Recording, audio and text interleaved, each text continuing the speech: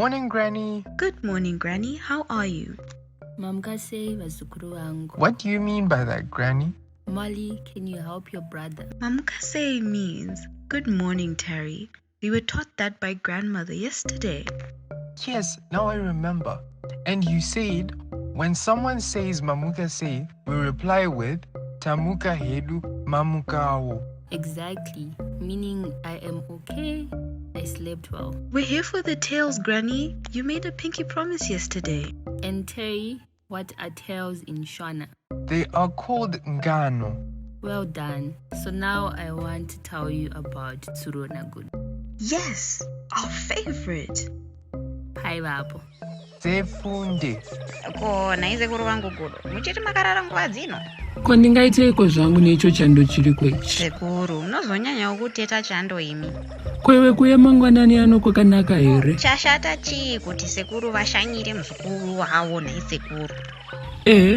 Pese paunoshanya nechaunengochivavarira chete. Aiwazve nhasi ndanga ndisina hangu zvandanga nchida asi apa mazondituma kuti nditsvage chekuda. Kwaniko unoti handikuzive here? Iwe taura zvawafambira. Irozi hadyana riri apo ndereiko nhaisekuru? Rinowanzoshandiswa ndedzimwe mhuka dzesango pamabiko kana pane makungano. Manje zvino nechando ichi ko tikapindamo hedu togadzikana pamoto toisa mvura hedu tichikuchidzira tinodzirwa. Asi zano rakanaka iroro. Iwewe ndiwe unotanga kupinda ndokuchidzira zvangu.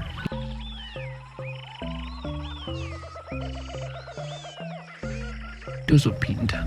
Sekurukudo ndatsva. Chiramo.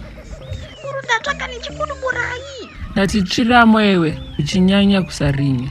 So what do you think will happen to Gudo? Granny, you should finish, please. Yes, Granny, we really want to know. It's now time yekudya bota. What is kudya bota, Granny? Kudya is to eat and bota, that's porridge. Okay, so once we're done, then you'll continue, right? Hongo. Hongu means yes, right?